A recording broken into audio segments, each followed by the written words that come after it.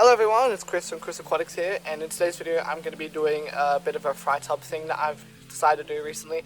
So we have all of our ponds that we've been doing and collecting all of our different stuff that we have, and now I'm going to be getting lots of fry, so I want to have a fry tub set up. And I recently met a new person. His name's Ricky. He's a legend, great person to meet, and he showed me how he was doing fry tubs. So we ended up getting our own, and we've got two of them to set up today. So I'm going to take you through how I'm going to do it from my perspective. I've never seen anyone do it like on YouTube or anything, so this is just going to be a first for me. I'm going to wing it, but I think that it'll work and we'll have good success for this. So I'll show you guys what I'm going to do. So I've got two here, and I've got this one and this one, both the same thing, so they're both 9 liters. And these I want to put out there straight away. They're not permanent for the fish, it's just a grow up to the bigger ponds. So I put sand in this one that has been washed already, so that's got sand already in it, and this one hasn't, so there's not too depths to it. I mean, like, you know, about that thick of my finger, so half a centimeter, and I might try maybe some basic sort of ground cover, like some hair grass or something in it. Maybe that could work, who knows. But I want to just have a little bit of plant cover in there for the fry to be able to hide in, and it'll also create lots of microfauna for them to eat. So I'm gonna pick what I'm gonna put in them, and I'll show you guys. So for this one, I'm gonna be using some green rotala offcuts, so nothing special, just some green rotala. And this one is bacopa. So I'm gonna try both of those in that. And this one, I'm gonna use this plant. I ended up getting a bunch of it recently. I think it's a type of Leopard. I'm not fully sure because I wasn't given ID. But I'm going to cut some really short stems, probably around this height, and just put them all over the place in here. So first I'm going to go ahead and do the sand in this one. So I'll show you guys the sand that I'm using in this pond. So I've got the washed Sydney sand. I'm in Sydney, Australia, if any of you guys didn't know. So that's what is local to me. This is from Bunnings. You can also use the river sand as well, that works. But I would try to be careful with what type of sand you use. This sand is very coarse, I mean like very thin, and it's not really got much to it. It's very easy to plant in, but you kind of want to be careful, so kind of pick based on that. I mean, ponds like this have a river sand in it, so there's more texture to it, sort of thing. So it's really up to you on what you want to use. I've got this on hand, so I'm going to try this, and then they're just little fry tubs anyway, so it's not meant to be anything too crazy. And then you just want to get a decent layer based on your own discretion. Get a hose, make sure it's on like a shower setting, and just wash your sand. So this won't be as dirty because it's the washed type, but I do still wash it just in case any of these extra particles. So if you wash it and then you pour this out, you can sort of see the water's a bit murky, but I only do this once or twice and the sand's pretty much done. So yeah, I mean, like, that's pretty much clean. You can get your hand in there, mix it around if you really want to, but it's totally up to you. This is just how I do it. So yeah. So I'm just gonna have these sitting at the base of my major ponds. So these are 9 liters, these are 60. So I'm just gonna have these sitting at the base, and they're easy access for me, so I like it that way. But now I'm basically just gonna go through and get all these plants, cut them into very small trimmings, as I said, about yay long, and plant them all. So I probably could turn that to like 20 plants and just spread it out across this whole section. So that's what I'm gonna do. And once I've done that, I'll show you guys. I don't want to bore you guys with that kind of thing, but I will show you guys after I've done that. Alright, so we're all done. So this is 20 stems here. And then there's 12 of the bacopa, and then the green rotala is kind of just pushed into the substrate to see if it bounces back from what it was. So very basic and very easy to do.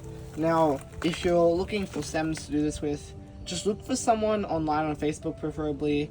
You can find people generally that have CO2 tanks that have way too much stems, and see if they can spare you a couple. I mean, like, this was probably 4 or 5 big long stems cut into very tiny ones.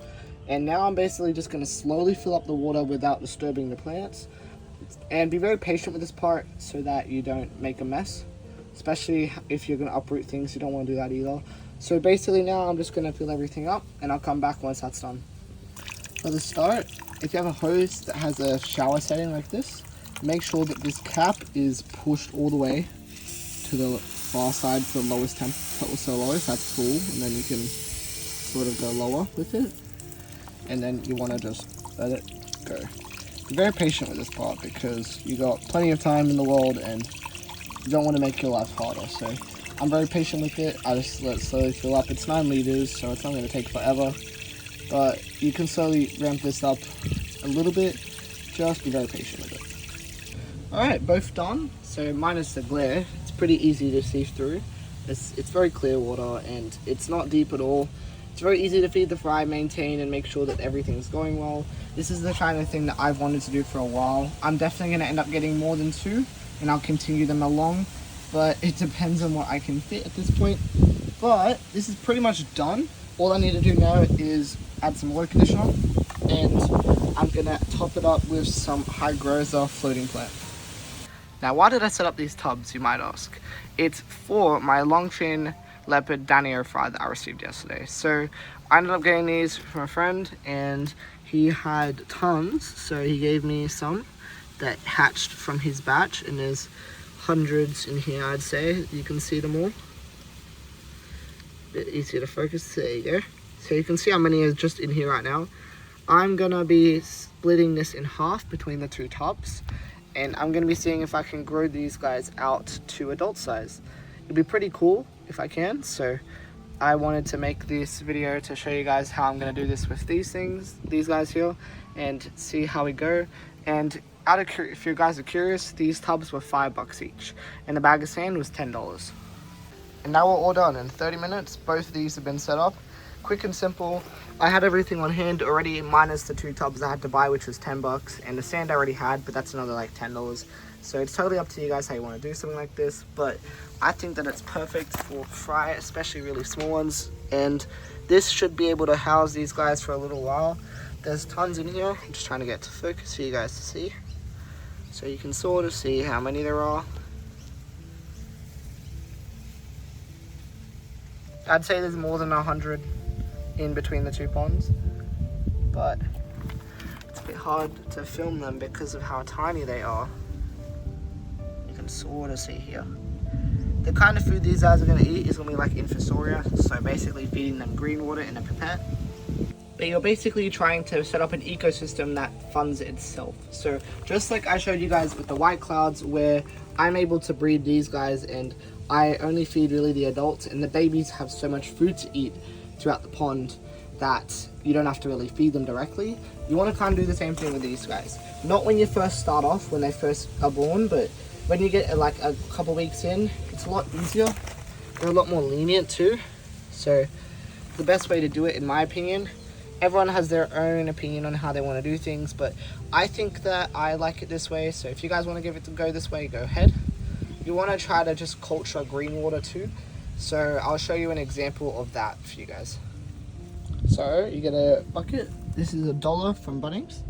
Then you want to get 2 sponges that are from a tank that is very dirty, and you just go in here and wring them out, and the water is going to go disgusting, but that is what you want, because people call it filter juice or whatever you want to call it. That is going to be full of beneficial bacteria. You want to let that settle, and once it's settled, you can feed that to your baby fish, and it's free food.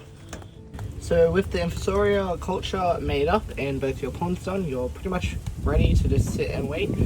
If you don't want to get fried straight away like I did, you don't have to. You can let them sort of seed out, but I'm not too worried, as I'm going to be checking on these guys multiple times a day to make sure everything's all good. As always, I appreciate you guys watching. I'll end the video here as it's starting to rain, but I hope you guys kind of understood the concept of everything and what's going on in my kind of pond adventures and how I'm doing things. So I hope you guys found something that was interesting or learned something new, and I'm happy that I could share with you guys. Other than that, feel free to like, comment, and subscribe, and I'll catch you guys the next time. Bye bye everyone.